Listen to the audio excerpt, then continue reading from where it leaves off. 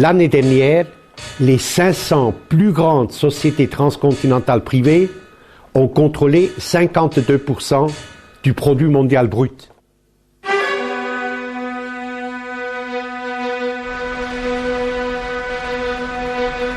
La mondializzazione ha avuto questo effetto di unificare le classi capitalistiche in tutto il mondo. Tutti si rappresentano a Wall Street.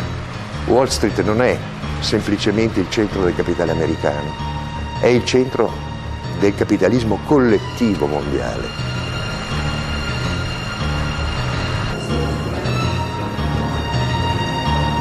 Can we tame globalization? Can we tame the G1? Can we tame the G7 and D8 and G8? Can we embed governance in new structures of effectiveness and accountability? That is the big question for our century.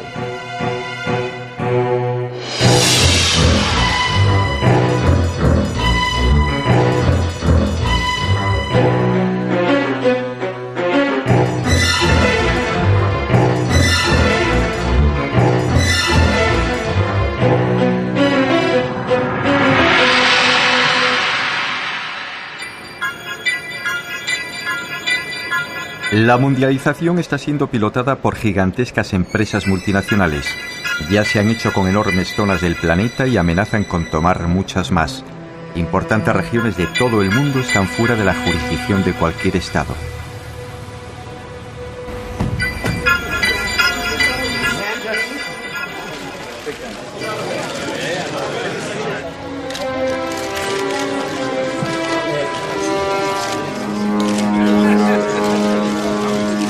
Seríamos muy ingenuos si concluyésemos que las personas que encabezan formalmente nuestros sistemas políticos, el señor Rodríguez Zapatero, el señor Blair o el señor Bush, tienen una capacidad firme de decisión en lo que respecta a lo realmente importante. Son antes bien formidables corporaciones económico-financieras que operan en la trastienda las que dictan las reglas del juego.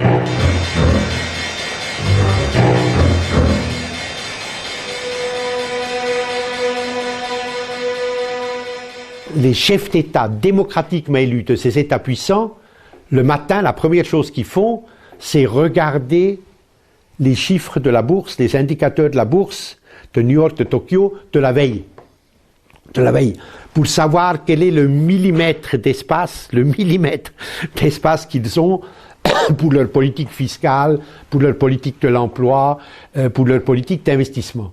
Et pour la première fois dans l'histoire de l'humanité, des entreprises transnationales ont un pouvoir beaucoup plus important que les États, que les gouvernements. Et la mondialisation, elle est économique et financière et elle a pour but de transformer toute la réalité du monde en marchandises, c'est-à-dire en produits qu'on peut vendre ou qu'on peut acheter. Las grandes fortunas y los intereses de los países más desarrollados ahogaron la posibilidad de un mejor reparto en el mundo. Y desde los fertilizantes hasta el agua, desde los cereales hasta el petróleo, todo cayó en sus manos en el de las megaempresas, muchas de ellas con mayor potencial económico que muchas naciones del planeta.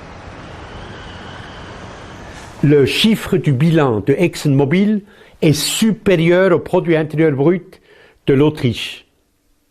Le General Motors, le bilan de General Motors est supérieur au produit intérieur brut du Danemark.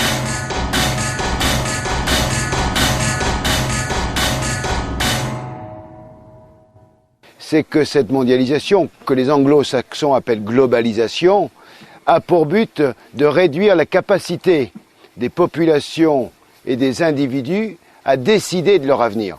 Et tout se décide uniquement en fonction des intérêts capitalistes des entreprises. Et si nous ne nous réveillons pas maintenant, eh bien c'est la jungle qui va recouvrir notre continent, la loi du plus fort. Il n'y a aucune raison que les démocraties telles que nous les connaissons, la civilisation républicaine démocratique ou la monarchie constitutionnelle telle que nous le connaissons depuis un peu plus de 200 ans sur ce continent, continue.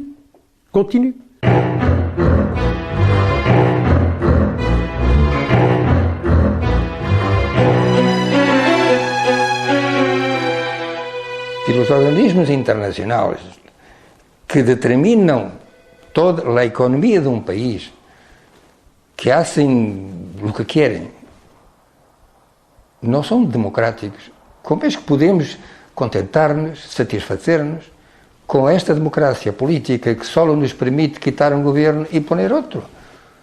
¿Cómo es que es? ¿Por qué es que la gente no se da cuenta de esto? ¿Y por qué es que los políticos no tienen la valentía de un día llegar a la televisión y decir, carísimos conciudadanos, venimos a hacer aquí una confesión sincera, es que nosotros no gobernamos.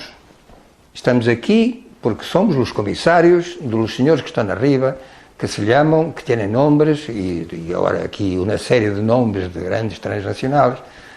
Indirectamente, claro que eu não estou dizendo que eles estão ao serviço de todo isso, pero el mundo funciona de esta forma. Los políticos han sido como han sido, entre otras cosas, porque el pueblo se ha conformado, porque ha dicho, bueno, es que quizás que es la única solución. Y poco a poco nos vamos dando cuenta de que la capacidad de participación de los ciudadanos, en lugar de impulsarse, decir, oye, que la democracia, como yo le decía antes, no es que te cuenten, es que te tengan en cuenta, que es muy distinto, ¿verdad? La democracia que hay actualmente en el mundo es que no me la creo, porque es una mentira. Es una mentira. El voto gratis no existe. Es una mentira. Que cuando vamos a votar para nada. Por una razón, que estamos votando para gente que no tiene ningún poder para cambiar las cosas. Después de votar, la mayoría de los pueblos quedan en un estado de indefensión jurídica, legal, frente a las decisiones de los gobiernos. Ahora la democracia liberalista, la que existe realmente en el mundo, para votar de verdad hay que pagar. Quiere decir que hay que ser accionista. Si tú eres accionista de una sociedad, estás votando para cambiar el mundo de una manera u otra, porque tú influyes sobre esa sociedad y tú estás cambiando. ¿Quién ha votado para la guerra en Irak? Accionistas de empresas del Texas. Ellos han votado y han decidido que se iba a la guerra. Si la condición para mantenerse en el poder es obedecer, acatar lo que desde arriba llega, entonces yo diré que no vale la pena. Aquí el problema es si efectivamente queremos... Mira, pero quería decir otra cosa. Esa idea de que cada vez que llega una otra persona y que parece que las cosas pueden... Bueno, ocurrió con Clinton, imagino. Ocurrió con Kennedy. Ocurrió incluso con el señor Tony Blair. Que decía, los socialistas sobre todo, encantados con todo esto. Ocurrió con Lula. Está ocurriendo con Chávez. Se imaginou que poderia ocorrer com Kirchner. Se creyó que podia em Chile com Ricardo Lagos. E não quero dizer que cada um deles não haya hecho lo que podia. Pero o problema está aí. Que é o que significa o que se pode? Eu penso, ou nos enfrentamos realmente, aguantando as consequências, ou então todo o que seja compaginar lo que nos gustaría o que nos necesitaría con las imposiciones que llegan desde arriba, eso no se puede.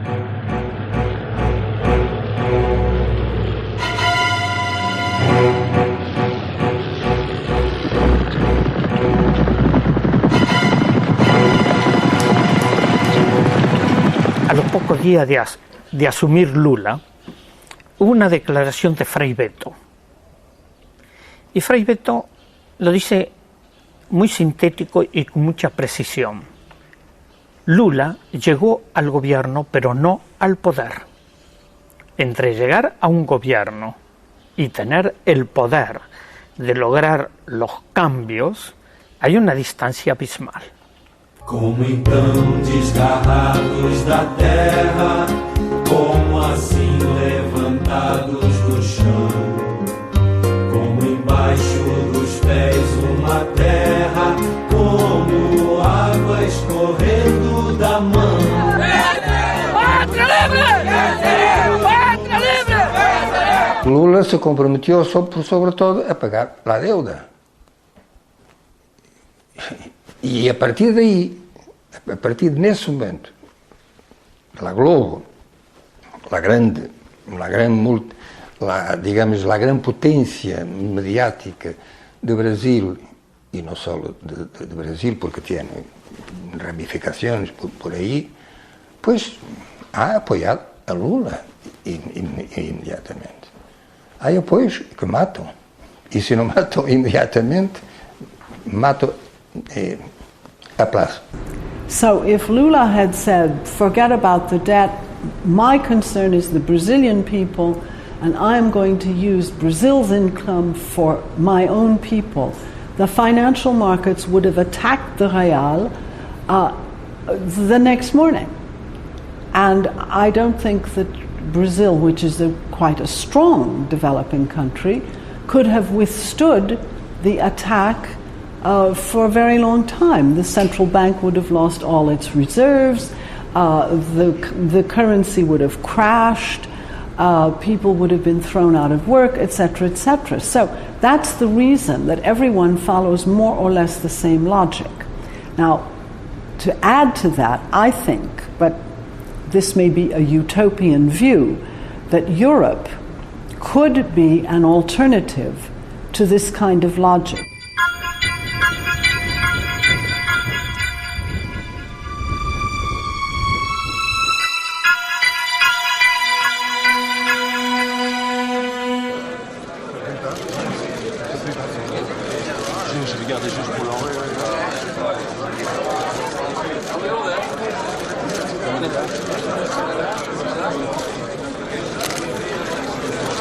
And I think if Europeans were serious, they could become a force for pursuing a different kind of globalization. And that is what I try to encourage. But I realize this is a very long shot, as we say. It's not a probable outcome. Europa inventó los modelos políticos más horribles de la historia humana. Inventó la Inquisición, inventó la colonización, el imperialismo, el fascismo, el nazismo, el stalinismo, inventó cosas terribles. Pero al mismo tiempo inventó la democracia, los derechos humanos, el modelo social, la equiparación hombres-mujeres, etcétera, etcétera, etcétera. Los dos lados de Europa. Yo considero que estos dos lados, el lado oscuro y el lado claro, desgraciadamente, históricamente, compiten de manera permanente y se encuentran en cada sociedad europea. Se encuentran aquí en España. Hay un lado de este país ligado al lado oscuro y hay otro lado ligado al lado claro. Tenemos que elegir en qué lado queremos estar y abogar para eso.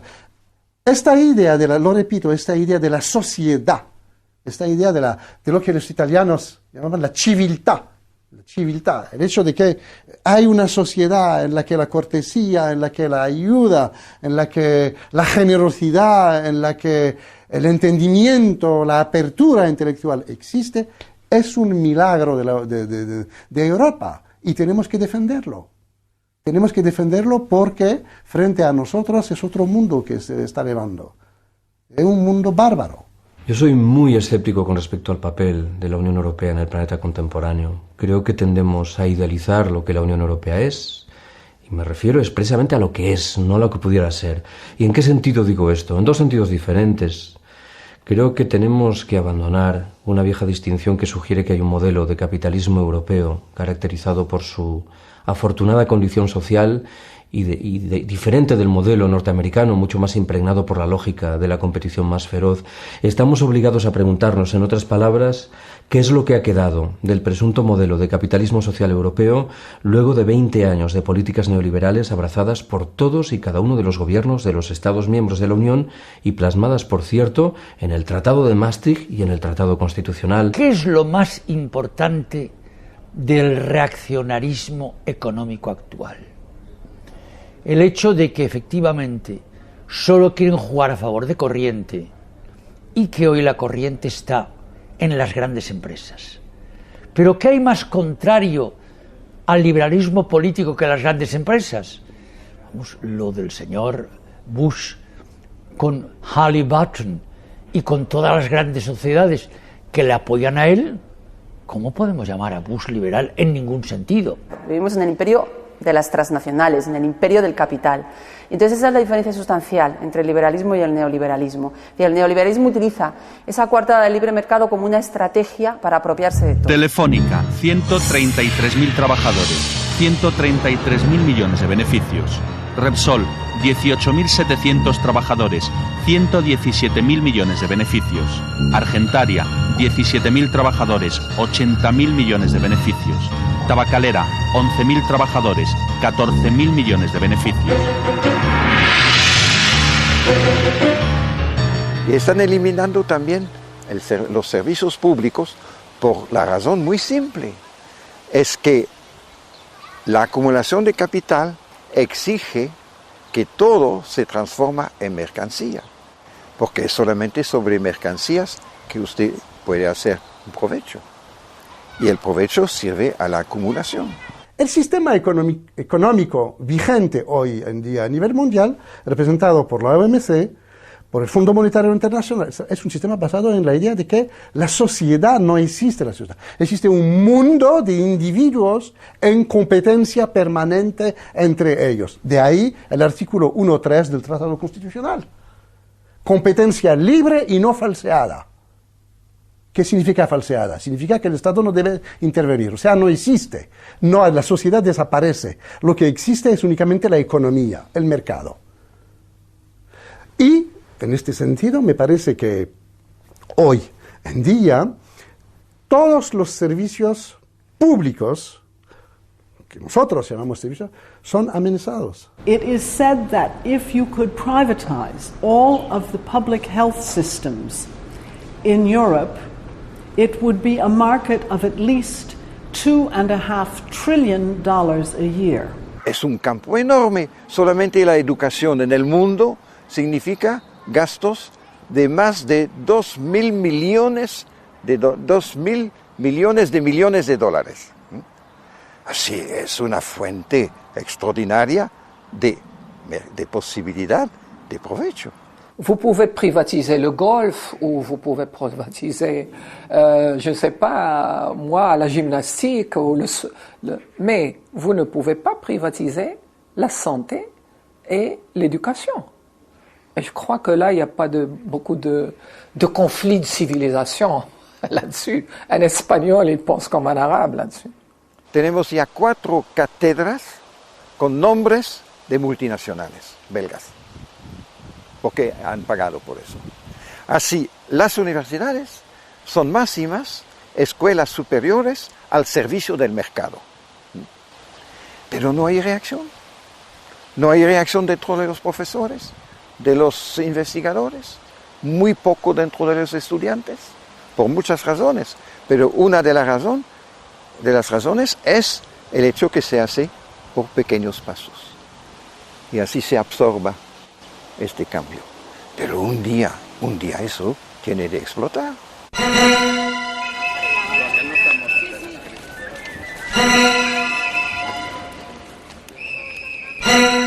Il potere si concentra in alcune istituzioni finanziarie che sono fuori da un controllo politico democratico. Penso a quella che io definisco la Santa Trinità del male: la Banca Mondiale, il Fondo Monetario Internazionale e l'Organizzazione Mondiale del Comercio. Son instancias al servicio de las grandes empresas transnacionales. Su propósito es abrir las economías y sanearlas para que estas empresas puedan llevar adelante sus operaciones de saqueo. Y no hay nada más. Allí donde hay un programa de ajuste del Fondo Monetario Internacional, lo que sabemos que hay es más miseria. Sí, porque lo que ocurre es que al someterte a las leyes del llamado mercado, que es esta especie de Dios que nos gobierna ahora, que es un señor peor que el Dios del Antiguo Testamento, lo que ya es decir, está enojadísimo siempre el mercado, siempre está furioso, siempre está vengándose, castigando, prohibiendo. Es un Dios de las prohibiciones, de los castigos, de las amenazas. Y entonces, claro, a través de estos organismos tipo Banco Mundial, Fondo Monetario y otros más, pues ejercen una coacción, ¿verdad?, continua sobre países que tienen sus soberanías recortadas por la deuda externa. Que no es deuda, o que es deuda de otros, ¿no? El pueblo, los pueblos no hicieron esa deuda. Y esos pueblos la han pagado con creces. Mientras nuestros gobiernos se dediquen a responder al FMI pagando la deuda externa, no hay democracia, no hay paz posible en ninguno de los pueblos del tercer mundo. Y el primer mundo, sobre todo esos señores banqueros, que son los grandes usureros de la modernidad o de la posmodernidad, el primer mundo y ellos han de entender que así no hay futuro para la humanidad. Y estando en Italia, en Ferrara, Eduardo Galeano contó una breve historia que define claramente lo que está pasando con cada uno de nuestros pueblos. Y quiero compartirla con ustedes. Es casi un cuento. Le preguntaron a Eduardo dónde le encontraba los temas para escribir. Y él dijo que era muy simple, escuchaba lo que dice el pueblo. Y entonces cuenta que fue a un restaurante, se sentó y escuchó hablar al cocinero. Y el cocinero había hecho una asamblea donde estaban presentes las gallinas, los patos, los cerdos, los conejos, los faisanes. Y entonces les preguntó, dice, los he reunido para hacerles una pregunta.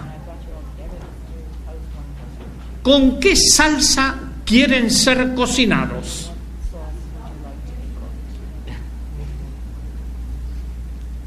Todos quedaron asustadísimos hasta que se escuchó a una humilde gallina decir, yo no quiero ser cocinada.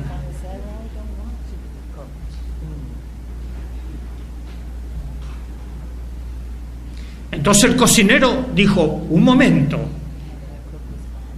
está eso fuera de toda discusión. Ustedes lo único que pueden elegir es la salsa con que quieren ser cocinados. Eso no está pasando a nosotros. ¿Qué lección tenemos? ¿Ustedes eligieron la salsa con que quieren ser cocinados? ¿Tenemos esa resignación? ¿O comenzamos a cambiar? Que el mundo fue y será una porquería, ya no sé, en el 506 y en el 2000 también, que siempre ha habido chorros, maquiavelos estafados, contentos, amargados, valores y doblez, pero que el siglo XX es un despliegue de maldad insolente, ya no hay quien lo niegue, vivimos revoltados en un merengue y en un mismo loco. Una delle situazioni drammatiche a cui abbiamo assistito questi anni è stata l'Argentina. Una delle ragioni della grande crisi economica argentina, al di là di questioni interne, la corruzione eccetera, sono stati i piani di aggiustamento strutturale imposti dalle grandi strutture finanziarie internazionali, che hanno obbligato alla privatizzazione di molteplici servizi, che hanno avanzato dei prestiti con degli interessi altissimi, con il risultato finale di aumentare la povertà di una fetta sempre maggiore della popolazione.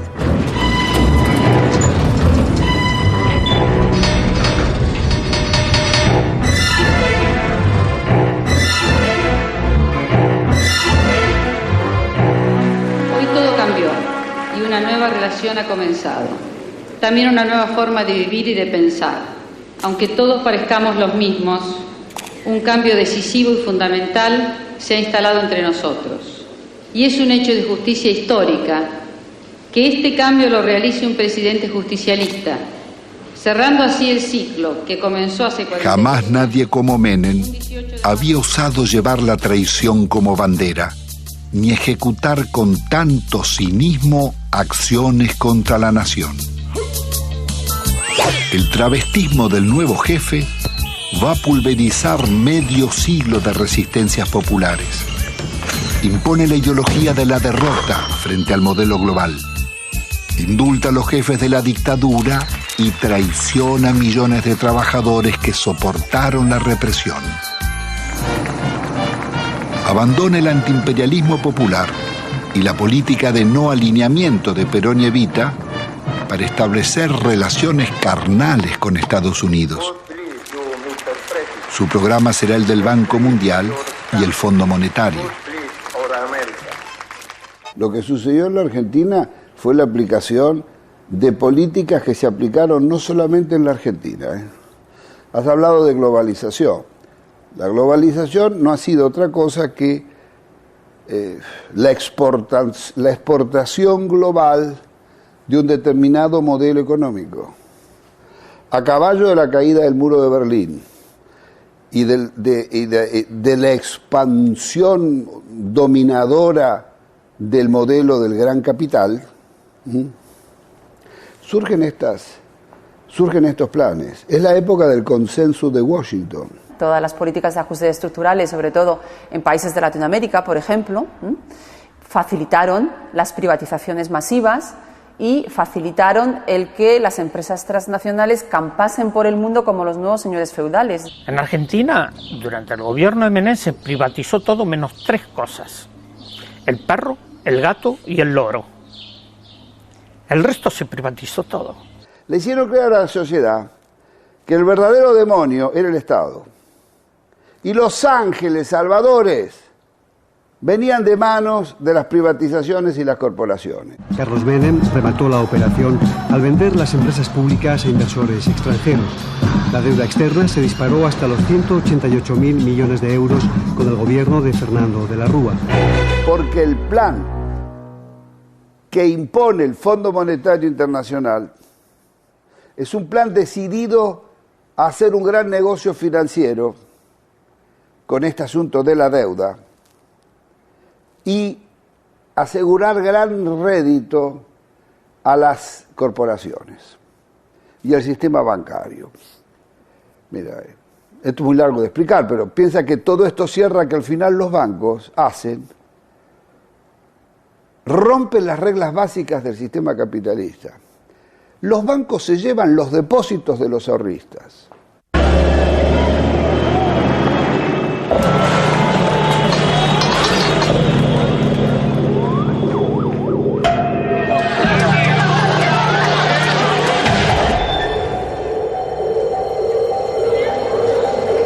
Quiero informarles que ante eso he decretado el estado de sitio en todo el territorio nacional.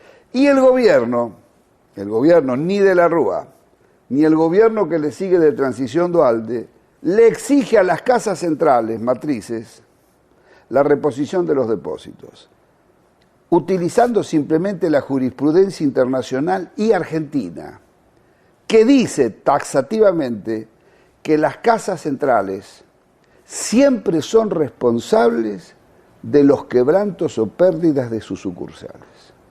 Aún hoy, es el pueblo argentino el que compensa a los bancos para que los bancos le devuelvan el dinero a los ahorristas. Aún hoy. Un dólar arriba de otro dólar que junté a lo largo de 25 años de trabajo para que cuando me jubilara tuviera una vejez digna, cosa que el gobierno no me da.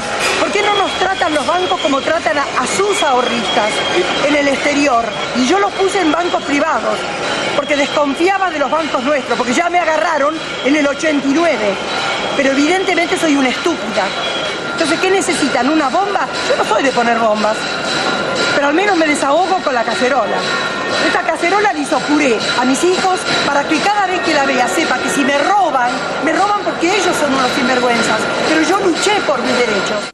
La gente se fue sintiendo cada vez más furiosa, cada vez más enojada con esta estafa que le habían hecho. le habían prometido lo contrario de lo que se hacía. Y entonces, bueno, los invisibles se hicieron visibles y la gente bajó de las tribunas, de las plateas para jugar al partido en la cancha. Entonces invadió las calles y el gobierno cayó solito, así desplomado por su propia incapacidad de hacer frente a las cosas, y eso abrió paso a un periodo de cierto florecimiento de formas democráticas interesantes que se abrieron paso en Argentina, que yo creo que son como semillas plantaditas que van a ir dando frutos, ¿no? La idea de que la democracia no es un sistema reducido al voto que se deposita cada 4, 5, 6 años, sino que es mucho más que eso.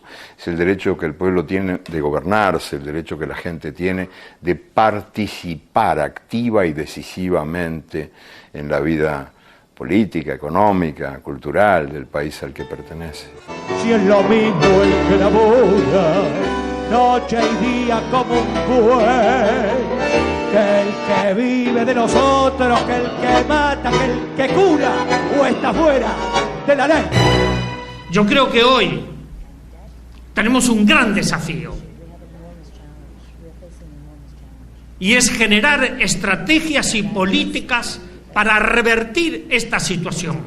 El Fondo Monetario Internacional y el Banco Mundial, que fueron creados para estar al servicio del pueblo, están al servicio de las grandes corporaciones y de los grupos que dominan al mundo. Hay que decirles basta.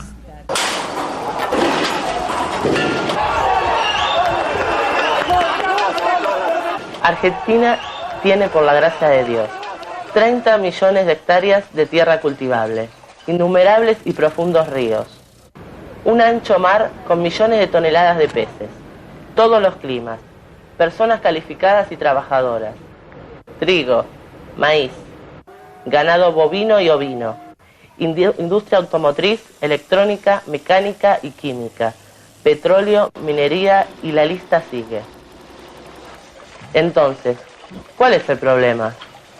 ¿Quién fue el creador de esta bomba?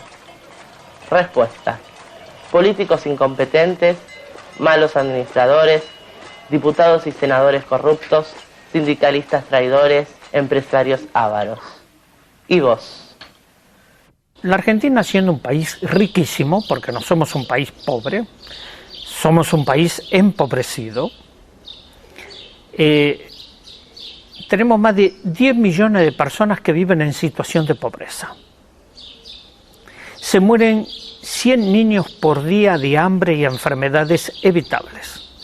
Cada ajuste era una puñalada en el corazón para un médico que venía aquí, porque sabía que después de ese ajuste, 3, 4, 5, 6 veces más, los chicos que nacían en ese periodo no iban a comer. Entonces íbamos a tener esta cantidad de chicos.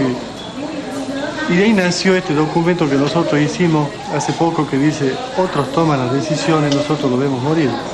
Pero resulta que cuando nosotros empezamos a leer, traducíamos bibliografías del inglés. Entonces nosotros veíamos cómo se solucionaba, cómo le arreglábamos los líquidos, cómo le arreglábamos las sales, cómo le arreglábamos las proteínas. Y después ya, viendo que cada vez era más y que nos sobrepasaba, empezamos a leer otras cosas. Hasta llegamos a leer un libro argentino, Juan P. Garrahan, no sé si le suena. Dice: la desnutrición no es una enfermedad socioeconómica y cultural, que se soluciona poniendo a trabajar a todos los factores de la nación. No dice que le vamos a dar alimento, que le vamos a todos los factores de la nación. Y ahí explotó todo, ahí ya nos dimos cuenta. ¿Qué hacemos nosotros con el desnutrido mandándolo a la casa? ¿Qué hace la nación? Vamos a salir de Tucumán, a Buenos Aires hay que llegar. Esta marcha es una fiesta, la locura de la. Vamos a salir de tu casa, la marcha nacional de los chicos del pueblo. Yo este año los pude acompañar únicamente en un tramo que tiene que ver con el hambre. Fue la gran movilización, la marcha nacional de los chicos del pueblo, que hicieron 4.500 kilómetros desde la provincia de Tucumán, en el norte argentino, a Buenos Aires, parando de pueblo en pueblo para explicar lo siguiente. El hambre es un crimen. La otra cosa que dicen los chicos, fue un impacto muy grande, dicen, nosotros tenemos derechos y tenemos derecho a no comer de la basura. Esto de los chicos del pueblo, que lo digan los mismos chicos, es impactante. Nosotros tenemos derecho a una vida digna, a que nuestros padres tengan trabajo y a ser felices, porque no lo somos. Sin embargo, no queremos perder la alegría de la vida. No queremos más muertes por desnutrición, porque no nos gusta que nos cuenten el cuentito de que el país es pobre. Recorrimos las rutas y vimos que nuestro país es rico. Hay que repartir mejor. Esto ya no va más. ¡Basta! Con los chicos no se jode.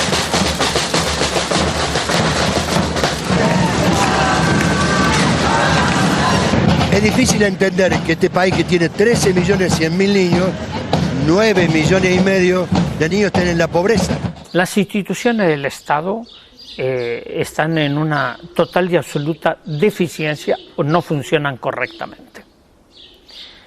Y esos más de 10 millones de personas, muchos con las protestas sociales, a los que se le pusieron piqueteros, los piquetes, comenzaron en General Mosconi, en el norte argentino, en Jujuy, y eran los antiguos trabajadores de yacimientos petrolíferos fiscales que fueron privatizados, donde está Repsol y que cerró muchísimas plantas. Esta gente con familias que siempre vivieron dignamente, como trabajadores de la empresa petrolera estatal, al privatizarse quedaron en la calle. Entonces, ¿qué hicieron?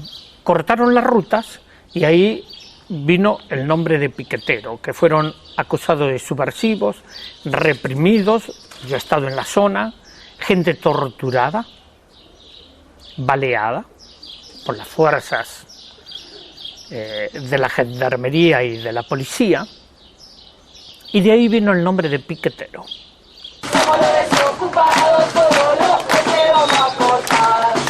Somos los desocupados, todos los que te vamos a aportar. A ver.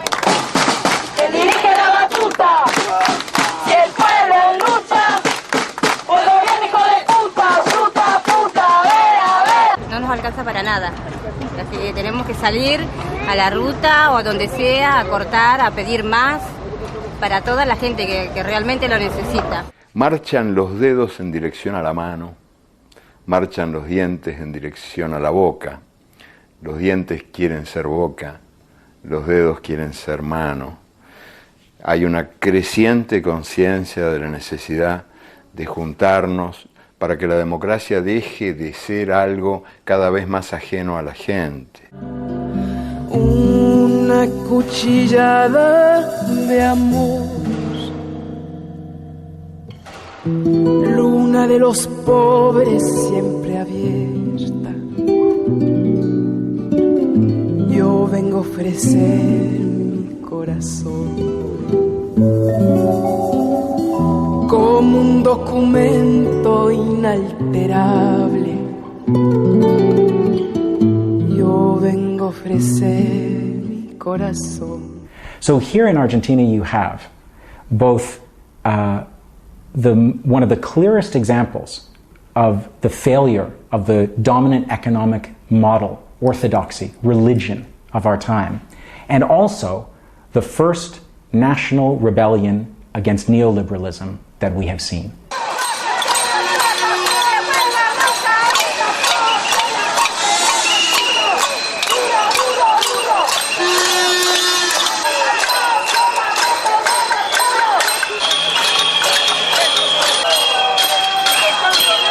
Estamos hartos de todo eso.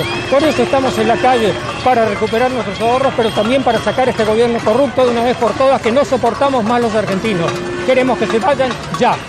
When they said que se vayan todos, they meant not just all of the people who had betrayed them, but the religion to which those people subscribed, the religion of neoliberalism. Yo vengo a ofrecer mi corazón. Mire las puntas de un mismo lazo. Me iré tranquila y me iré despacio y te daré todo y me darás algo que me alivie un poco más.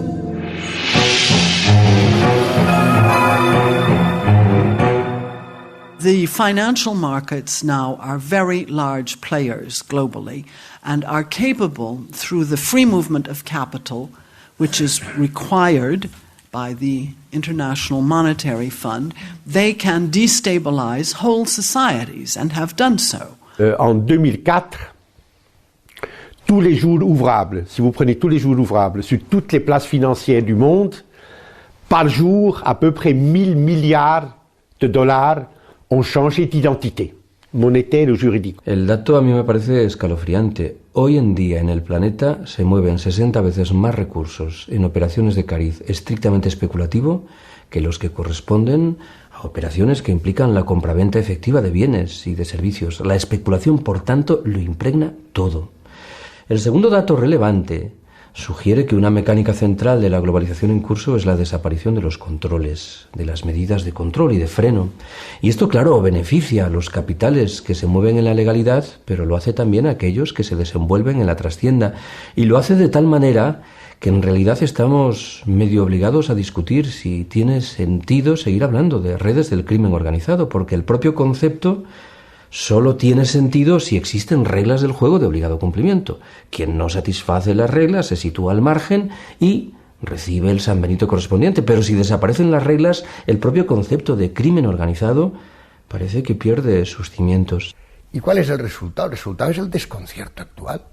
Es la contradicción entre democracias frágiles, vulnerables, como se quiera, a escala nacional, y una plutocracia, una oligocracia a escala internacional. Y tenemos tráfico de todo, tráfico de armas, tráfico de drogas, tráfico de personas, de capitales, de patentes, de todo. Y tenemos una vergüenza, que esto tendríamos que terminarlo, que es el que existan unos paraísos fiscales.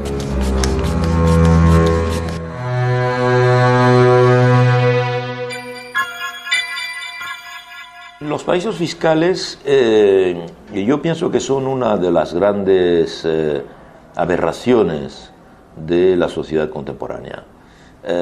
¿Por qué? Esencialmente porque no tienen ninguna justificación económica más que la de dar cobijo al dinero del crimen, o al dinero digamos, de la corrupción, o al dinero del desvío de fondos o del impago de impuestos, etc. Es decir, es crear un territorio sin ley para capitales que resultan en su inmensa mayoría del delito fiscal u otro tipo de delito. Por consiguiente, yo creo que si viviésemos en un mundo efectivamente justo, los paraísos fiscales deberían desaparecer. ¿Cómo es admisible que Europa tenga 5 paraísos fiscales funcionando a pleno rendimiento? Evidentemente Mónaco, evidentemente Andorra, evidentemente Liechtenstein, evidentemente Luxemburgo, evidentemente Suiza. Para no hablar de las islas anglo-británicas, Guernsey, etcétera, etcétera. Óigame, ¿por qué nadie, ningún presidente de comisión, ningún comisario, etcétera, etcétera, se ha propuesto de verdad coger el problema con las dos manos, el toro por los cuernos, decimos en España.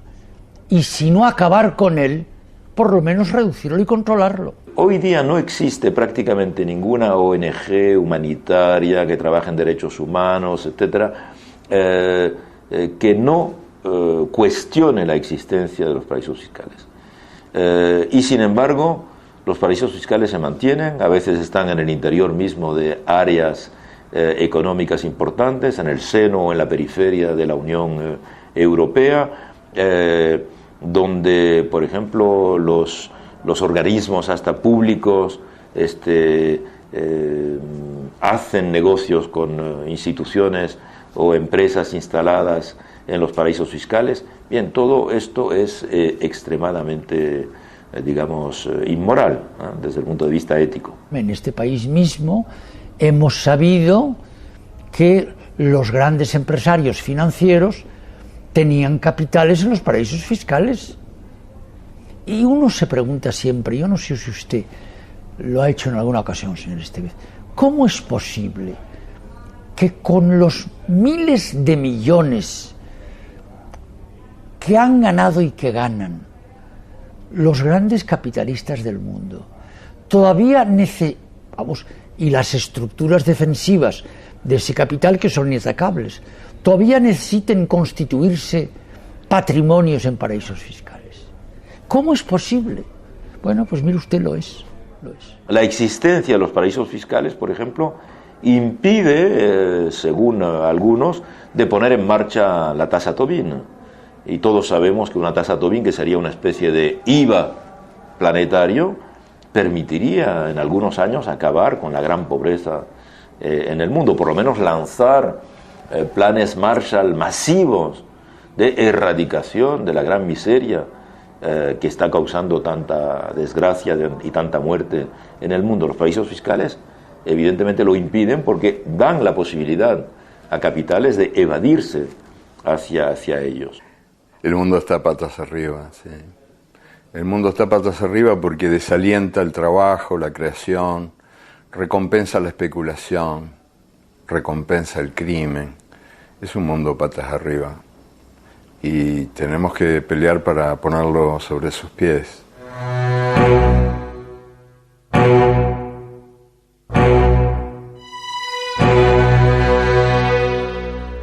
Frente a este capitalismo salvaje que hoy vivimos, yo creo que efectivamente hay que saber decir no. Es decir, que hay que saber decir no, bueno, pues a todas esas promesas también utópicas que desde la ideología neoliberal del mercado se nos dice que todo esto nos va a traer progreso y desarrollo para todos. Bueno, pues hay que saber decir no a esto, hay que saber decir no al pensamiento único, a este mito de que ya no hay ideologías en el mundo, cuando esto se nos dice desde una posición ideológica muy clara. Que es la dominación intelectual, cultural y el control científico, económico y político del mundo. Y lo grave de esto es que con este arrumbamiento de los valores de la izquierda hemos perdido todos los grandes valores éticos del comportamento politico e social. Si parla sempre in democrazia di voce del popolo, ma la voce del popolo oramai è un effetto riflettente della voce dei media.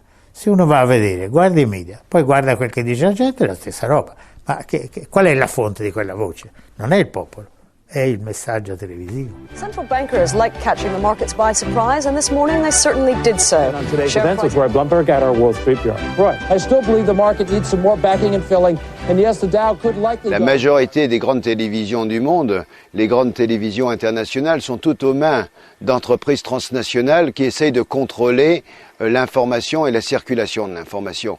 Donc il est évident que quand on voit les grandes chaînes internationales, leur volonté, c'est de faire appliquer le modèle et de conforter le modèle et de discréditer de manière évidente toute contestation de ce modèle dominant qu'est la globalisation.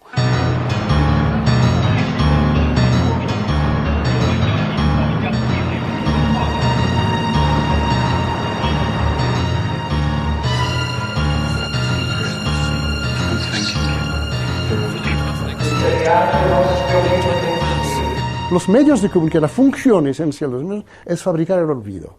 Con estas noticias, esta información extraordinaria, El resultado es no poder analizar lo que pasa.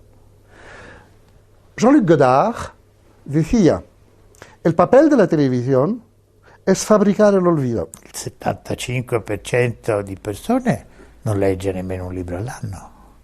Quindi da dove sanno le cose che sanno? Pochissime le sanno dalla televisione. E la televisione che cosa gli dà? Soltanto immagini, non gli fa capire i problemi. El problema está cómo hacemos para asegurar a nuestras sociedades, a los ciudadanos, el derecho a la información. Los espacios están ocupados en buena parte por banalidades absolutas, en desmedro de asuntos muy serios y graves que hacen a la calidad de vida y al pleno ejercicio de los derechos ciudadanos.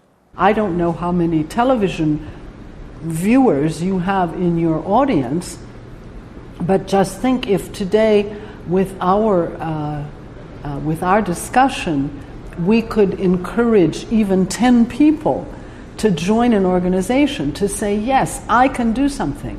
Yes, I am responsible also for what's happening in the world, for what's happening in my country, for what's happening on my planet. And if we could say that today we've encouraged some people to get out there and do something different from what they were doing and doing it with other people, I'd say we've had a very good day's work. Yo creo que a pesar de todos los pesares, vamos para mejor. Hay más conciencia, hay más ciudadanía, hay más movimiento popular y hay más solidaridad internacional. Y el neoliberalismo no tiene futuro, que además de ser homicida, es suicida y es ecocida, ¿no? La vida tiene la última palabra. Lento pero viene, el futuro se acerca, despacio pero viene, ya casi está llegando con su mejor noticia, con una estrella pobre sin nombre todavía. Lento pero viene, el futuro real, el mismo que inventamos nosotros y el azar, cada vez más nosotros y menos el azar. Lento pero viene, el futuro se acerca, despacio pero viene, lento pero viene, lento pero viene, lento pero viene. Si yo no cambio un poco mis fallas, mis males, ¿cómo cambiar entonces las tierras, los mares? Si no cambio un poquito mis mañas, mis juegos, ¿cómo cambiar en algo los dramas, los fuegos? Si no poquito un cambio, mi duda, mi acaso, ¿cómo cambiar más tarde el beso, el abrazo? Si no cambito un poco mis cauces, mis fuentes, ¿cómo he de cambiar fuera lo mío en la gente?